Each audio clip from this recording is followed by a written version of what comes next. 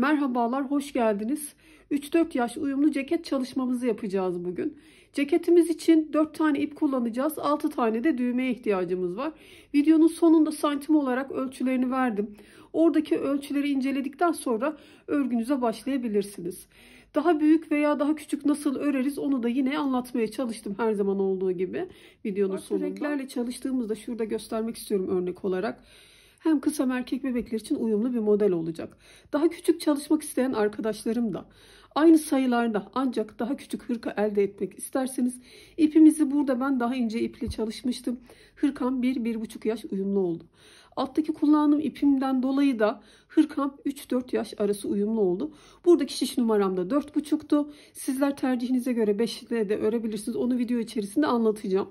Buradaki hırkamda da 3,5 numaralı şişle örüp ilerledim. Alttaki hırkam için 4 tane ip kullandım. Bu küçük örmek isteyen arkadaşlarım da 3 tane iple hırkalarını tamamlayabilirler. Dediğim gibi aynı sayılarda yapıyoruz. Ancak ip yapısı ve şiş numaramızın kalınlığı farklı olduğu için hırka daha ufak bir şekilde ortaya çıkmış oluyor. Burada kullandığım malzemem benim Kartopu Baby One'dı. Sizler Alize Baby Best, Nako Elite Baby veya Kartopu Baby One'la hırkanızı örebilirsiniz. Daha küçük örmek isteyen arkadaşlarım için söylüyorum. Ya da benimle aynı ölçülerde çalışmak istiyorsanız verdiğim ip bilgisiyle videomuzda örüp ilerleyebiliriz. Gösterdiğim küçük hırkayı yapmak isteyen arkadaşlarım için santim olarak ölçülerini yine ben videonun sonunda gösterdim. Ancak biz bu çalışmayla videomuzda ilerleyeceğiz. Hemen anlatmaya başlayalım isterseniz. Örgümde kullanacağım ipim Nako Vega serisinden olacak. Her zamanki kullandığımız ipten biraz daha kalın bir ip. 195 metre uzunluğunda. Rengiyle ilgilenen arkadaşlarım da 66-77. Bu ip yerine Alize Superlana Midi serisini de kullanabilirsiniz. O ip de yine bu kalınlığa yakın bir ip. Verdiğim bu ip markaları reklam veya işbirliği değil. Tamamen tavsiye. Benim örgümle aynı şekilde örebilin diye söylüyorum, markalarını biliyorsunuz. Şimdi kullanacağım ip şişim de 4,5 numara olacak. 4,5-5 numaraya uygun bir ip bu kalınlık. Sizler elinizin sıkılığına göre karar verebilirsiniz. Eliniz sıkıysa 5 numarayla örmenizi tavsiye ederim. Ben 4,5 ile öreceğim. Ve 4,5 numaralı şişime yakam için 80 tane ilmeğimi attım. Ve ayrımları şu şekilde yapıyoruz. 19 ön, 8 kol, 18 arka, 8 kol, 19 ön. Bu aralardaki daire için aldığım 2 ilmekte robo artışlar için sabit 2 ilmeğim olacak. Bu 2 ilmeğimizi şurada göstereyim. Örgümüzün her ön yüzünde sağında solunda artırmalar yapıyoruz biliyorsunuz. Örgümüze yakadan başlayarak ilerleyeceğiz. Şimdi bunun için 80 ilmeğimi attım.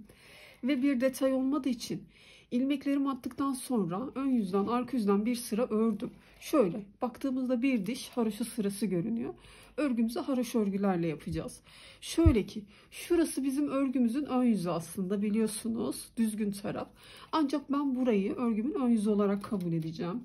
Hemen neden şöyle. Şurası benim örgümün ön yüzü baktığında. Ama şöyle katladığımda yakamın düzgün tarafı önde gözükmesini istediğim için şöyle ters görünen kısımda örgümün ön yüzünü kuracağım. Bu kadar basit. Şimdi bu aslında çok önemli de bir detay değil. Ben biraz daha düzgün görünmesini istediğim için bu bilgiyi de size vermek istedim. Sonuç olarak bir diş haroşa sırası olacak şekilde örgümü ördüm. İşaretlerimi de taktım daha iyi anlatabilmek için. Burası ön ilmeklerim. Şu aradaki sabit 2 ilmeği şu 4 noktaya taktığım örgümün ön yüzünde bu 2 işaretimin sağında solunda gizli artırmalar yapacağım. Şimdi başlayalım örgümüze. Ön ilmeklerimle başlayacağım. Ön taraf için 19 ilmek ayırmıştık. Bu ilk ilmeği örmeden alıyorum. 19 ilmeğimi haroşa olarak örüyorum. Haroşalarımı bu şekilde örüyorum. Sizler bildiğiniz yöntemle örebilirsiniz. Sonuç değişmez biliyorsunuz.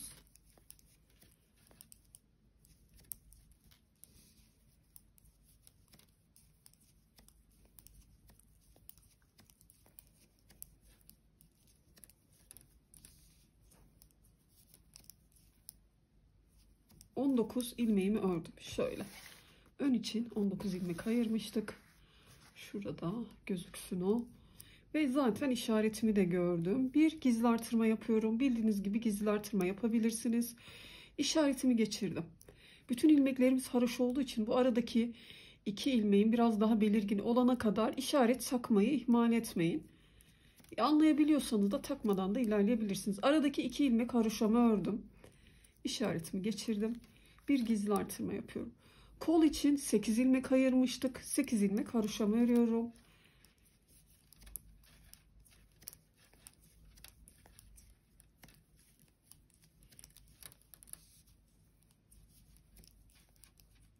Sekiz ilmeğimi ördüm. Bir gizli artırma. İşaretimi geçirip aradaki 2 ilmeğimi örüyorum. İşaretimi geçirdim. Bir gizli artırma. Burası benim arka ilmeklerim. Arka içinde 18 ilmeğimiz var.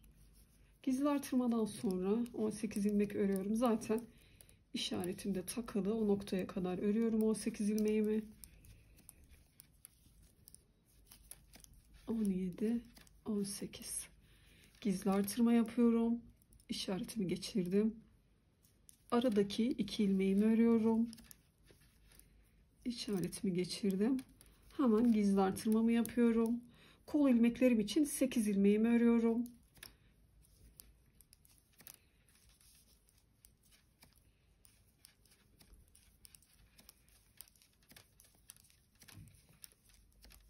Sekiz ilmeğimi ördüm. Bir gizli artırma. İşaretimi geçirdim. Aradaki 2 ilmeğimi örüyorum. İşaretimi geçirdim. Bir gizli artırma. Ön ilmeklerim için 19 ilmeğimi örüyorum. Birinci sıra artırmamızı yapmış olduk. Örgümüzün arka yüzünde hiçbir işlem yok. Bütün ilmekleri haroşa olarak örüyoruz. Ön yüzde yaptığımız gizli artırmalarda dahil arka yüzde hiçbir detay yok. Bütün ilmekleri öreceğiz. Örgümüzün her ön yüzünde bu 2 ilmeğimizin sağında solunda gizli artırmalar yapıyoruz. Hiçbir detay yok. Şimdi örgümün arka yüzündeyim.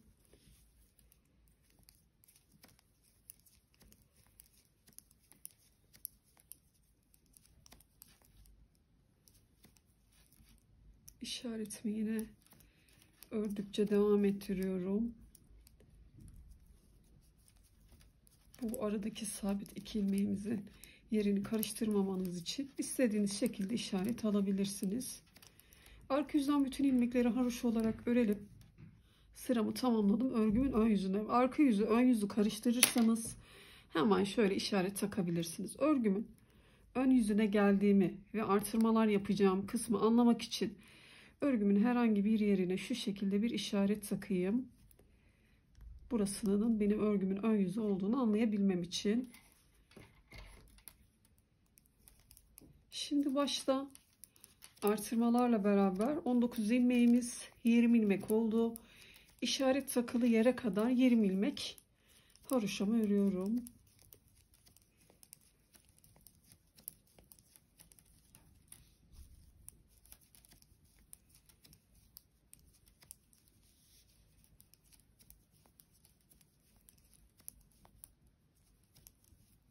Ve hem işaretimi taktım yeri gördüm. Bir gizli artırma yapıyorum.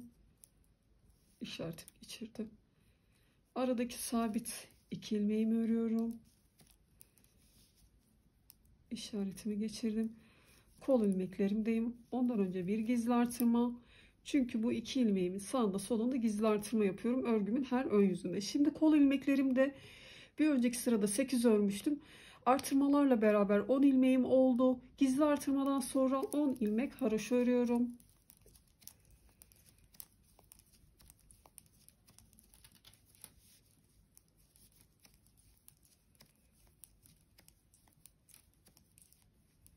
Ilmeğimi ördüm. Gizli artırma.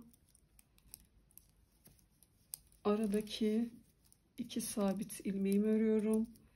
Gizli artırma. Arka ilmeklerimde bu sırada 20 ilmek oldu. Gizli artırmadan sonra 20 ilmek haroşa örüyorum.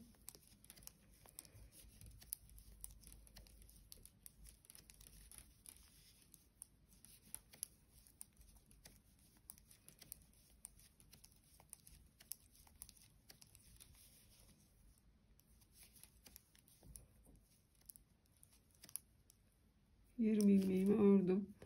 Bir gizli artırma. İşaretimi geçirdim. Aradaki sabit 2 ilmeğimi örüyorum. Bir gizli artırma. Kol ilmeklerim için de gizli artırmadan sonra 10 ilmek örüyorum.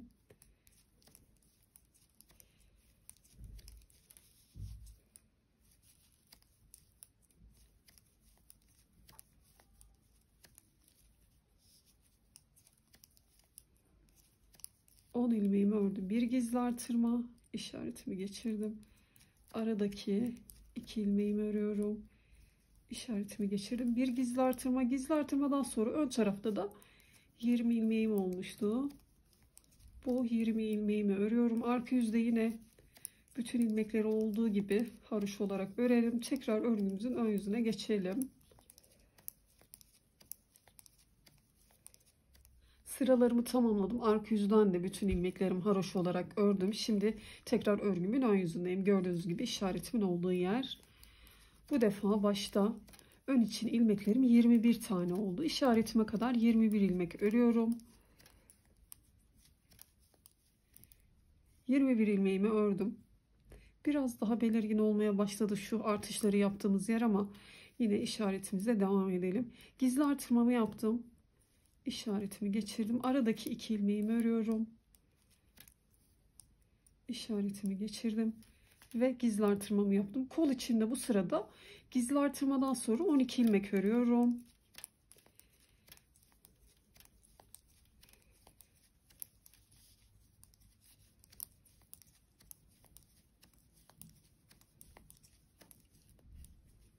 On iki ilmeğimi ördüm. Bir gizli artırma, işaretimi geçirdim. Aradaki 2 ilmeğimi örüyorum. İşaretimi geçirdim. Bir gizli artırma. Arkada da ilmeklerim gizli artırmadan sonra 22 ilmeğim oldu. 1 3 4 21 22 ilmeğimi ördüm gizli artırmadan sonra. Bir gizli artırma yapıyorum. Aradaki 2 ilmeğimi örüyorum. Gizli artırmamı yapıyorum. Kol için 12 ilmeğimi örüyorum. Gizli artırmadan sonra tabii.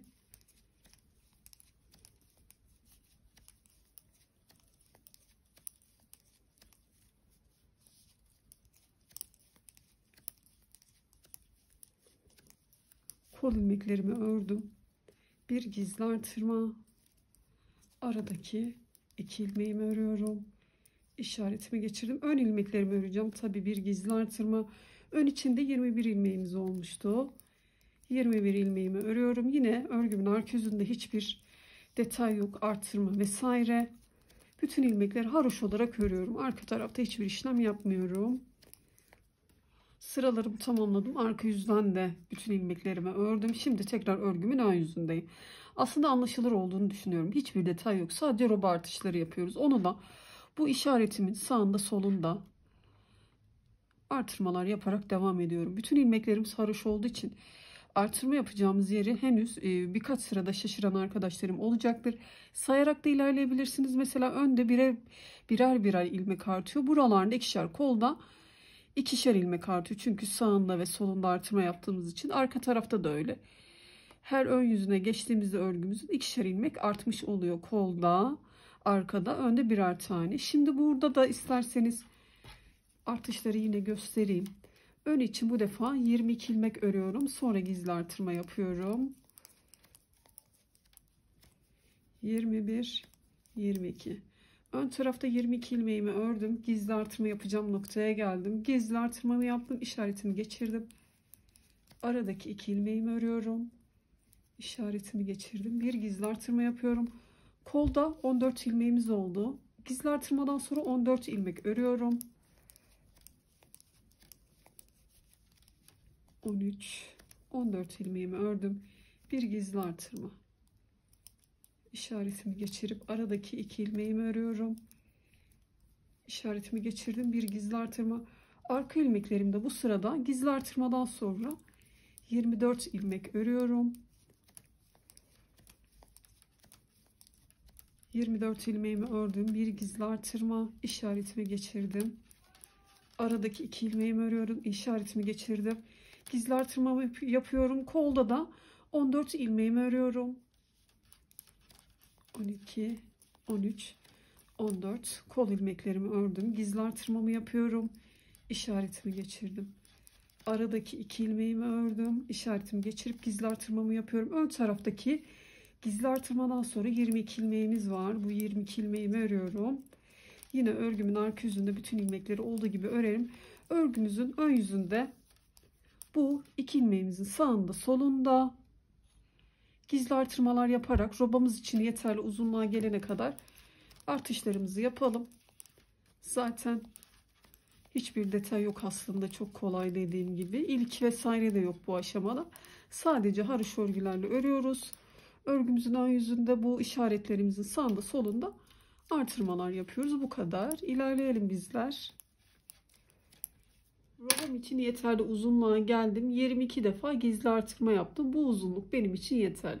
Örgümün her ön yüzünde bu 2 ilmeğimin sağında solunda artırmalar yaptım. Örgümün ön yüzünde olduğumu anlamak için de biliyorsunuz işaret takmıştık. Bu şekilde örgümüzde ilerledik ve 22 defa gizli artırma yaptık.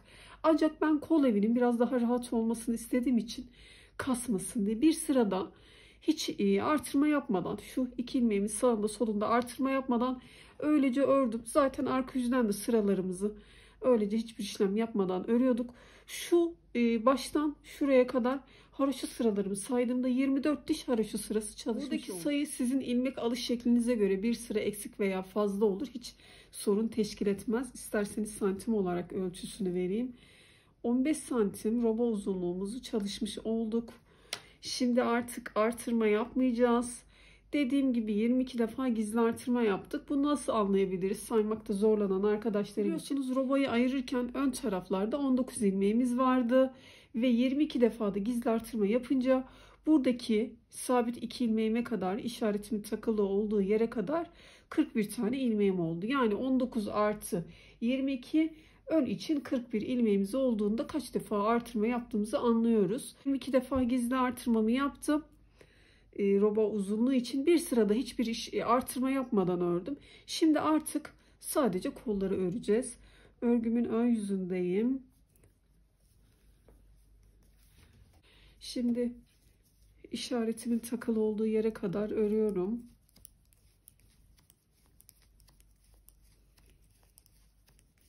İlerledim işaretime kadar, yani buraya kadar 41 ilmeğimi ördüm. Şimdi bu aradaki 2 sabit ilmeklerimiz var ya, onları bedene dahil edeceğim. Bu 2 ilmeği de örerek ön tarafa dahil ettiğimde tam 43 tane ilmeğim oldu. Bu işaretleri alıyorum artık. Bunlarla işim bitti. Buradaki 2 ilmeğimi de arkaya dahil edeceğim. Sadece şu ortadaki ilmekleri kol için öreceğim. Çünkü bu genişlik bizim için kolda yeterli olacak. O yüzden bu aradaki ilmeklerimi bedene dahil etmiş oldum yani. Şimdi yardımcı şişe geçtim. Aynı şişle de sizler yine devam edebilirsiniz tabi. Diğer koltuk altına doğru geliyorum. İşaretimin takılı olduğu yere kadar.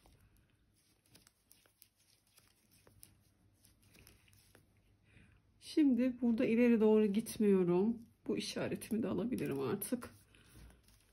Çünkü buradaki 2 ilmeğimi arkaya dahil edeceğimi söylemiştim. Örgümü çeviriyorum.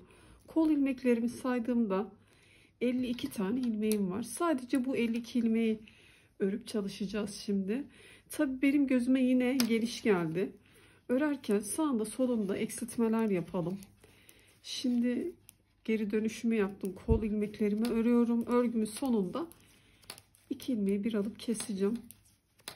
Diğer döndüğümde de burada bir kesme yapacağım. Ve şişimde 50 ilmeğim kalacak. Yine birkaç sıra öreriz. Katlayıp bakarız genişliğini. Duruma göre sağında solunda birer tane daha eksiltme yaparsınız.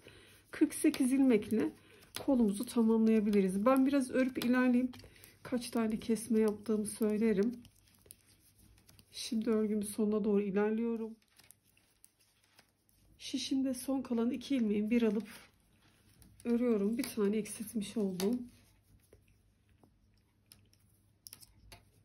Yine aynı şeyi bu örgümün sonunda da yapacağım. 50 ilmeğim kalacak.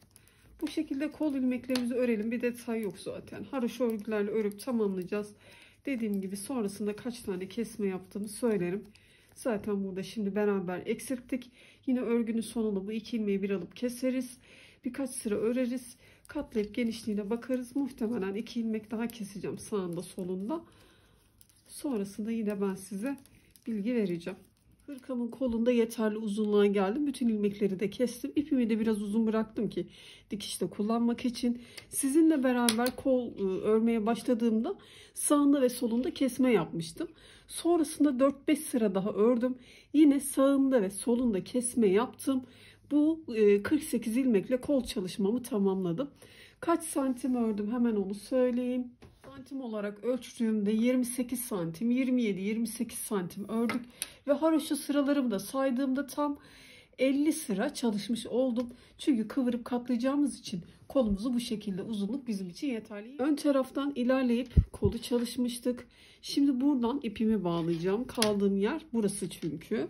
Örgümün ön yüzü bende kalıyor. Bunu da işaret taktığım için anlıyorum. Karıştıran arkadaşlarım için işaret takmamız bize yol gösterecek demiştim örgümüzün ön tarafına. Şimdi bu koltuk altından ipimi bağladım. Buradaki işaretle de işim bitti. Diğer koltuk altına doğru ilerliyorum. İlerledim. İşaretimin takılı olduğu yere geldim. Buradaki işaretimi de alıyorum ve bu 2 ilmeğimi de arkaya dahil ediyorum. Kola dahil etmiyorduk biliyorsunuz.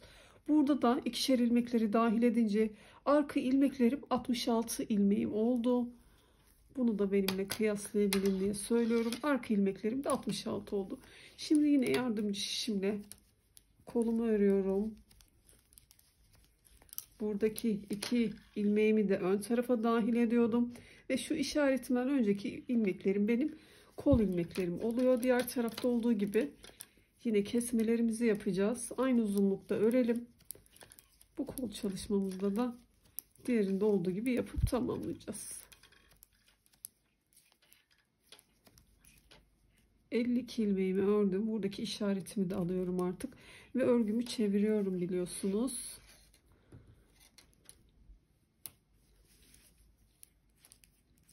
İlerliyorum. Burada da şurada son 2 ilmeğimi bir alıp keseceğim. Diğer kolda yaptığımız gibi hemen kesmemizi yapalım. İlerledim. Son 2 ilmeğim kaldı kolumdaki ilmeklerimde.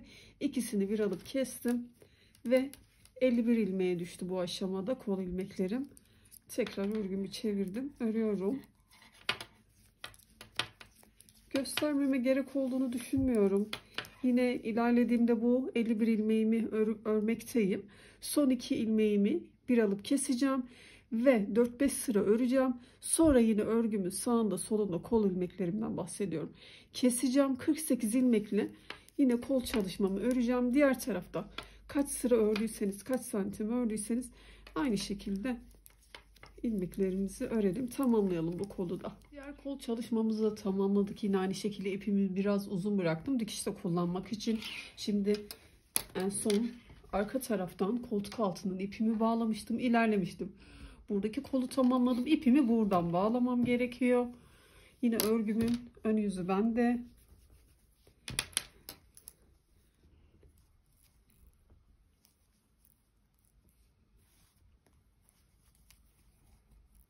Buradaki işaretimi de alıyorum artık.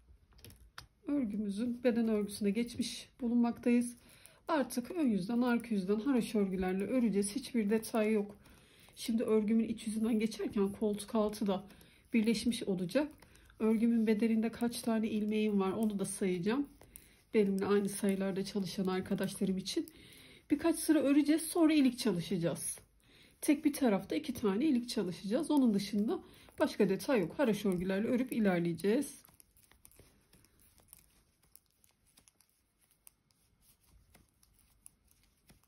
Örgümü çeviriyorum. İç yüzünden örüyorum şimdi.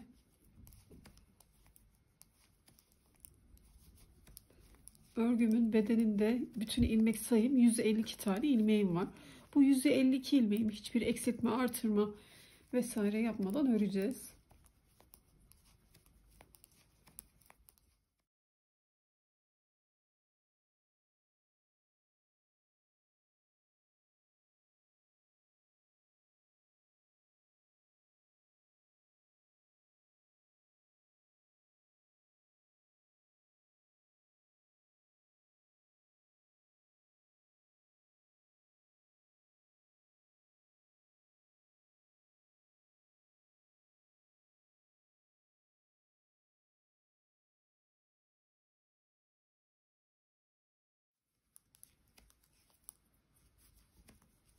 Örgümün iç yüzünden sıramı tamamladım.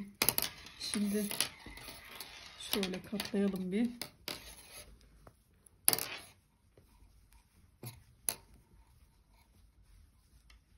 Bu haliyle bir iki defa birkaç sıra örelim. Şimdi örgümün ön yüzünden geçerek öreceğim. Birkaç sıra örelim. Bir tarafta ilik çalışacağız. Onu beraber yaparız. Sıramızı tamamlayalım. Kaç sıra ördüğümüzü söyleyeceğim. Sıralarıma devam ettim. Örgümde bedeni birleştirdikten sonra koltuk altından itibaren aşağı doğru saydığımda 1, 2, 3, 4 sıra örmüş oldum. Ön yüzden, arka yüzden klasik haroşa örgüyle 4 sıra, 5 sıra tamamladığınızda burada ilik çalışması yapabiliriz. Şimdi iliğimizi örgümün ön yüzünden geçerken bu tarafta açacağım. Yine sizler isterseniz sağ, isterseniz sol tarafta açabilirsiniz. Bu da hiç fark etmez. Şöyle şurada göstereyim. Bir sırada geçerken 2 tane ilik çalışacağız. Sonra yine beden örgümüzde birkaç sıra devam edeceğiz. 2 ilik daha çalışacağız. Hırkamızın şu beden çalışmasını tamamlayacağız. Sonra yakamızı yapacağız. Öncelikle buradaki iliklerimizi bir yapalım. Baştan 4 ilmek haroşa örüyorum. 4 haroşamı ördüm. Şişime şöyle bir doladım. Yanındaki 2 ilmeği bir alıp kestim. Bu ilmeği de saydığımda 13 haroşa örüyorum. 2, 4, 5,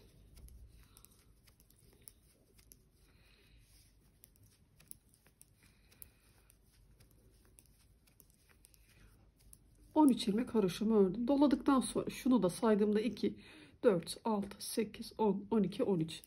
Şişime şöyle tekrar doladım. Yanındaki 2 ilmeği bir alıp kesiyorum. İleğimizi çalışmış olduk.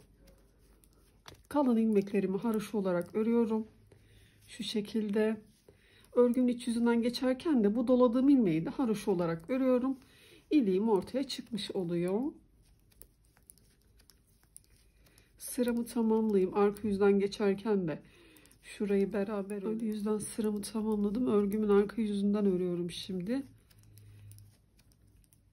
İlerliyorum. Bu benim doladığım ilmeğim. Bunu da bu şekilde örüyorum. Ve iliğimiz ortaya çıkmış oldu. Yine birkaç sıra örelim. Diğer ilikleri de beraber çalışalım. O aşamaya kadar ilerleyelim. Evet, ilik çalışmamdan sonra yine ben sıralarımı tamamladım ve tam 16 sıra ördüm. 16 diş haroşa sırası. 2, 4, 6, 8, 10, 12, 14, 16. Şimdi burada tekrar ilik çalışacağız. Bu aralık bizim için yeterli. Sizler tercihinize göre yine burayı ayarlayabilirsiniz. Çok da bir standardı yok aslında. Baştan 4 ilmeğimi ördüm haroşa olarak. Şişime şöyle bir ipimi doladım. Yanındaki 2 ilmeği bir alıp kesiyorum. Ve bu ilmeği de sayarak, bu ördüğüm ilmeği de 13 ilmek örüyorduk biliyorsunuz. Aynı yukarıda yaptığım gibi 1, 2,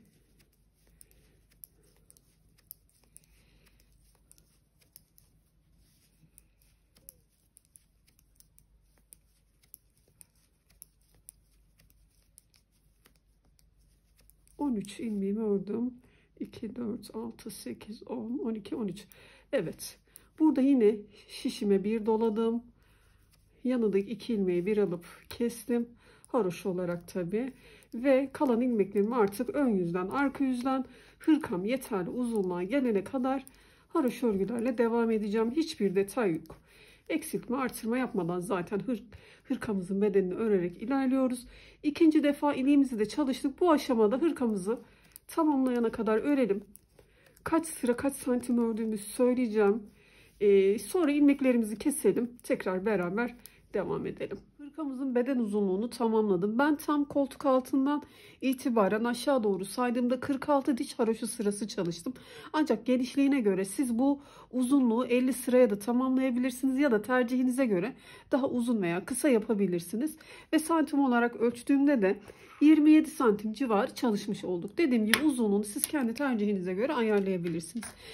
Diğer tarafta ben kol altı dikişimi yaptım. Yakasını çalışacağız tabi. Şimdi düğmelerini de dikelim beraber. Onu hemen göstereyim size. Sonra yaka çalışmasına geçelim. Genişliğini de isterseniz ya da düğmeleri diktikten sonra santim olarak ölçüsünü vereyim. Şimdi şu şekilde karşılıklı denk getirdim. iliğimi şöyle içinden girdim. Düğme dikeceğim yeri buluyorum. Tabi sizler şuradan yukarı doğru haroşa sırasını sayarsınız. Yine burada da o noktayı buluruz. O şekilde düğmemizi dikeriz. Şöyle bir geçeceğim ben şimdi. Hemen sayayım. 2, evet, 4. Aynı sayıda yukarı doğru saydığımda doğru yerden giriş yapmışım. Buradan düğüm atıp düğmemi dikebilirim.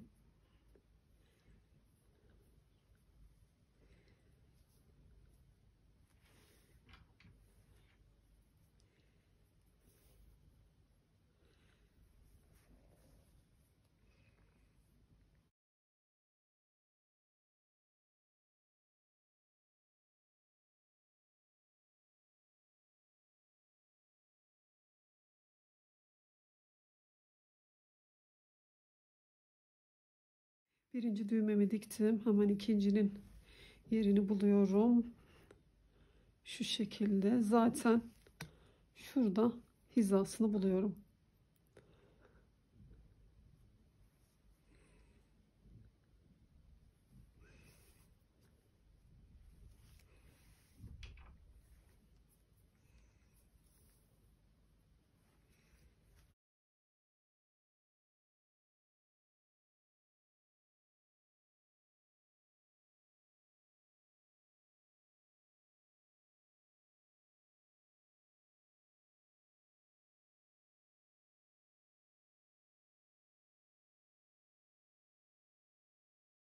Diğer düğme yerimi bulacağım. Zaten arada 16 diş haroşa sıram vardı. Öyle de sayabilirsiniz.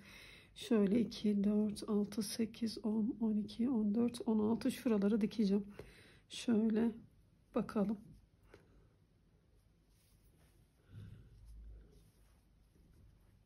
Evet.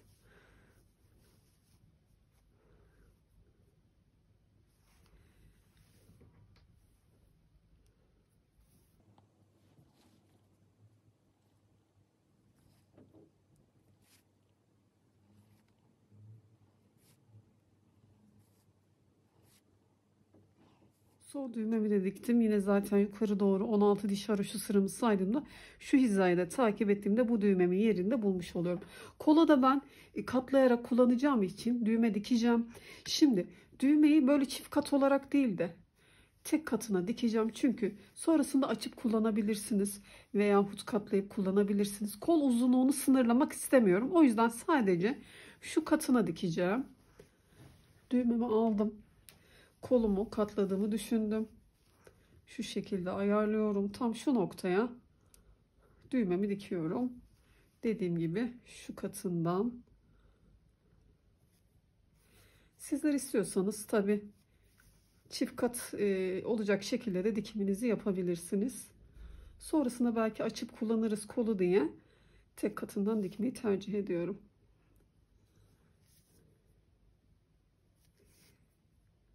Şöyle gördüğünüz gibi.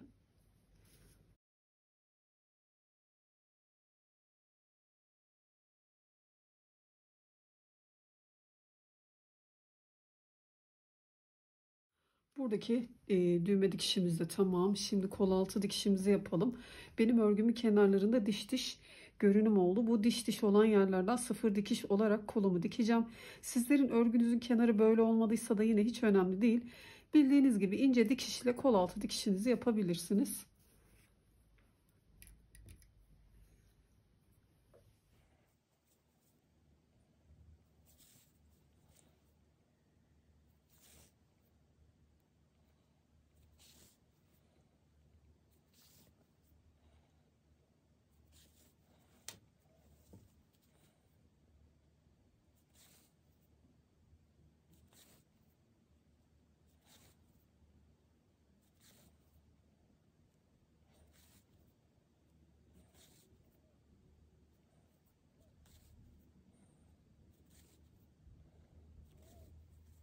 Çok da sıkmadan örgümüzle aynı esneklikte kol altı dikişimizi de yaptık ve şimdi bu aşamada yaka çevresinden ilmek toplayarak devam edeceğiz. Bunun için örgümüzün düz yüzünü bu şekilde belirledim.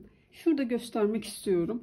İlmek toplayacağımız detay, yani şu dikişli gibi olacak kısım aslında örgümüzün düz yüzünde kalacak. Dolayısıyla şuradaki temiz görüntüyü sağlamak için Örgüme bu görüntüyü verdim. Şimdi ipimi alıyorum. Yine aynı numaralı şişimle ilmek toplayacağım. Şu şekilde şuradan başlayacağım ilmek toplamaya. Ve buradaki toplayacağım ilmek aralığında nasıl ayarlayacağım? Şu ön kısımdaki en uç kısımdan baştan itibaren ileri doğru 12 ilmek sayacağım. Bunu da nasıl anlayabiliriz? Şurada bir hattımız var. Buradan sayabilirsiniz. Şurada diş diş olan haroşa sıramı sayabilirsiniz. Haroşa ilmeklerini. Şimdi ben şuradan sayacağım. 1, 2, 3, 4, 5, 6, 7, 8, 9, 10, 11, 12. Şu 13.'den hemen şu şekilde giriyorum. Şöyle bakalım, kontrol edelim. Haroşa sıralarımı saydığımda da şurada belli oluyor ya. 1, 2, 3, 4, 5, 6, 7, 8, 9, 10, 11, 12. 12 olur, 13 olur, bu fark etmez. Bu aralık benim için yeterli. Buradan ilmek toplamaya başlayacağım. Ta ki burada yine aynı aralığı bırakana kadar. 12 ilmek detayına kadar ilmek toplayacağım.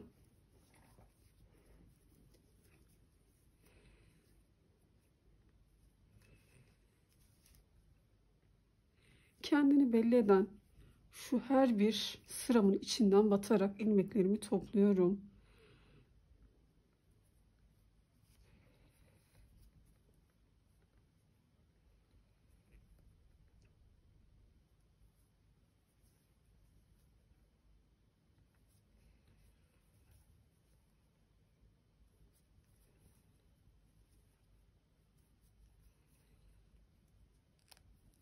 İlmek topladığım şu detay örgümün baktığımda düz yüzünde kalıyor. Şöyle katlayacağımız için düzgün tarafta iç yüzünde kalacak şekilde ilmeklerimi topluyorum. Orasının anlaşılır olduğunu düşünüyorum. Beni takip ederseniz şaşırmazsınız. Şimdi devam ediyorum. Her bir sırasından şuradaki yerlerden ilmeğimi çıkarıyorum.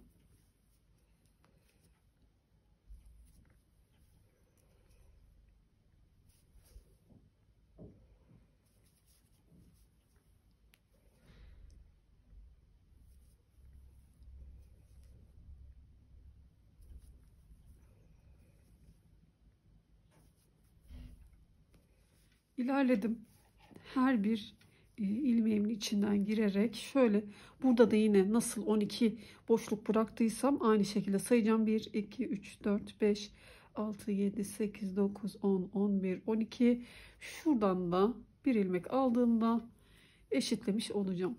Benim topladığım ilmek sayısı yakamda 55 tane oldu. Sizlerin de ilmek alış şeklinize göre 1-2 ilmek eksik veya fazla olması hiç fark etmez. Sonuç değişmez. Ona takılmayalım. Aynen burada da yine ben 12 tane boşluk bırakmıştım. Yine 55 ilmeğim denk gelmişti yakamda da. Aynı sayıda topladım. Buradaki boşluğum da 12 boşluk. Aynı sayılarda ilerliyorum. Buradaki ipim kalın olduğu için tabii ki hırkam büyük düşüyor. Buradaki ipim de ince olduğu için ufak bir hırka elde etmiş oluyorum. Sayılarımız da yine aynı oldu. 12 boşluk bırakmıştım. 55 ilmek toplamıştım. Şimdi yine aynı şekilde örerek ilerleyeceğiz. Burada topladığım ilmek sayısı benim için tamam. Artık örmeye başlıyorum. Örgümü çevirdim. Haroşa örgülerle örüyorum yine. Bir diş haroşa sırası öreceğiz. Sonra yakamızın sağında solunda bir artırma detayımız olacak. Kıvırıp katlarken daha rahat form alması için haroşa örgümle örgümün sonuna doğru ilerliyorum.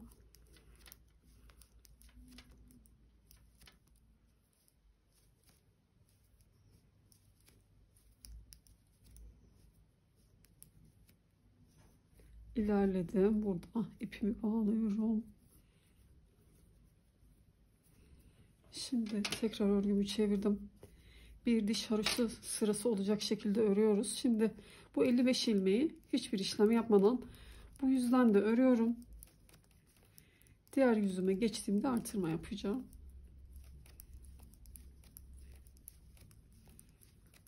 Burada da sıramızı tamamlayalım. Tamamladım. Topladım bu 55 ilmeği.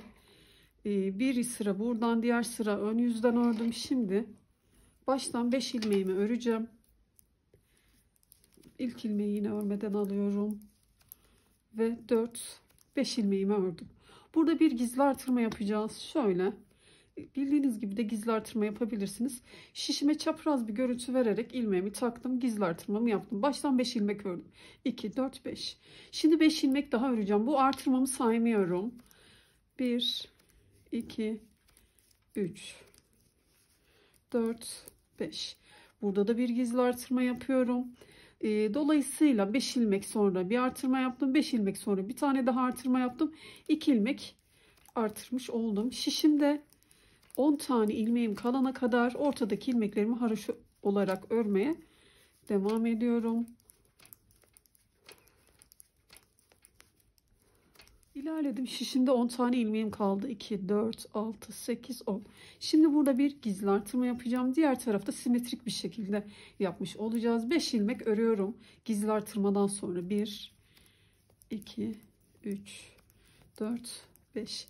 Bir gizli artırma yapıyorum ve şişimde kalan 5 ilmeğimi örüyorum. Bu sıradaki artırmalarımızı yapmış olduk. Şimdi örgümü çevirdiğimde artık 59 ilmeğim oldu. Hiçbir işlem yok bu yüzde. Bütün ilmeklerimi haroşa olarak örüyorum. Tekrar diğer tarafta artırma yapacağız. Bu sırayı olduğu gibi örelim. 59 ilmeğimizi.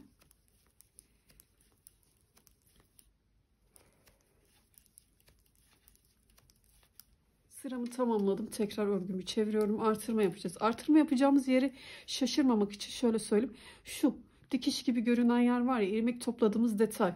İç yüzünde değil de dış yüzünde artırma yapıyoruz. Şimdi burada da ilk başta 6 ilmek öreceğim bu sefer. 2, 3, 4, 5, 6 ilmeğimi ördüm. Bir gizli artırma yapıyorum. Yine 6 ilmek örüyorum. Gizli artırmamı saymıyorum. 1, 2, 3, 4, 5, 6 ilmeğimi ördüm. Gizli artırmamı yapıyorum. Yine şişimde 12 ilmek kalana kadar ortadaki ilmeklerimi örüyorum. İlerledim. Şişimde 12 tane ilmeğim var. 2, 4, 6, 8, 10, 12. Burada bir gizli artırma yapıyorum. Ve 6 ilmek örüyorum. 1, 2, 5, 6. Bir gizli artırma yapıyorum. Şişimde 6 tane ilmeğim kaldı. Bu kalan 6 ilmeğimi örüyorum. Yine örgümü çevirdiğimde bu yüzde hiçbir işlem yapmadan bütün ilmekleri olduğu gibi örüyorum. Şimdi 63 tane ilmeğim oldu. Bu sırada bütün ilmekleri örelim. Tekrar diğer tarafta artırma yapacağız. Sıramı tamamladım. Burada artırma yapacağız. Artırma yapacağımız yerin ilmek topladığımız dikişli gibi görünen yer olduğunu söylemiştim. Burada bu sırada bu defa 7 ilmek öreceğiz. 2, 3, 4. Baştan 7 ilmeğimi ördüm. Gizli artırma yapıyorum. 7 ilmek örüyorum tekrar. 1, 2,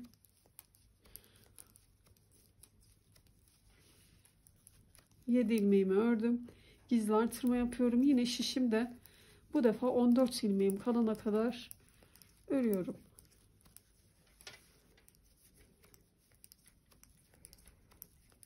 İlerledim. Şişimde 14 tane ilmeğim kaldı. 2, 4, 6, 8, 10, 12, 14. Burada bir gizli artırma yapıyorum. 7 ilmek örüyorum.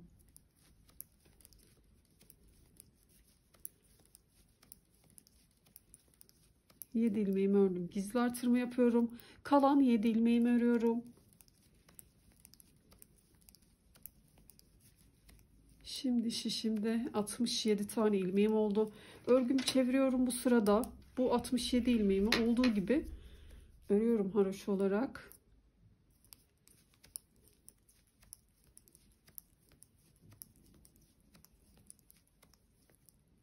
Tekrar diğer tarafa geçince artırma yapacağız yine.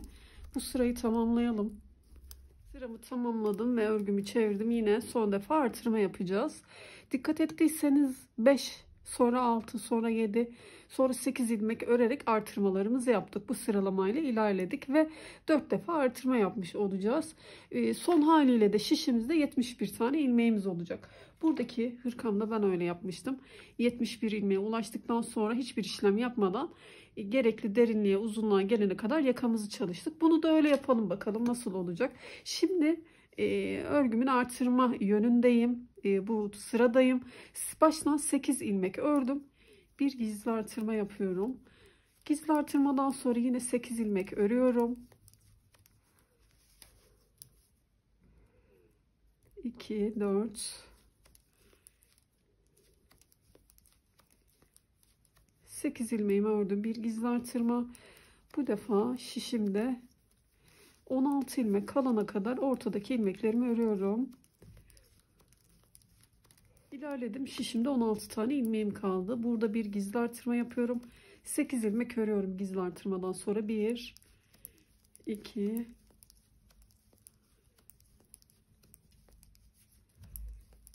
8 ilmek ördüm. Bir gizli artırma. Şişimde kalan 8 ilmeği örüyorum. 2, 4, 6, 8. Artık bu artırmalar bizim için yeterli. Şimdi hiçbir işlem yapmadan artırma, eksiltme ve vesaire. Bu şişimde var olan 71 ilmeği ön yüzden arka yüzden haraşo örgülerle yeterli uzunluğa gelene kadar örelim. Sonra bütün ilmekleri keselim. Kaç sıra ördüğümüzü söyleyeceğim. Diğer hırkamda ben 12-13 sıra örmüştüm sanıyorum. Bunu da aynı şekilde yapalım. Tabii bitirince ben tekrar size söyleyeceğim. Şimdi bir detay olmadığı için sıralarımızı tamamlayalım. Artık artırmaları tamamladık. Ön yüzden arka yüzden olduğu gibi öreceğiz. Buraları göstermeme gerek yok zaten. Sıralarımı tamamladım. Şöyle dikişli gibi görünen taraf değil de düzgün görünen taraftan saydığımda 2, 4, 6, 8, 10, 12, 13 sıra ördüm. Bu uzunluk bizim için yeterli. İlmeklerimizi keselim. Keserken de çok sıkmadan keselim, kasmasın kıvırıp katladığımızda. Buna dikkat edelim. Bildiğiniz yöntemle kesmenizi yapabilirsiniz ve hırkamızı tamamlamış olacağız bu haliyle. Bu hırkamız için tam ben 4 tane ip kullanmış oldum.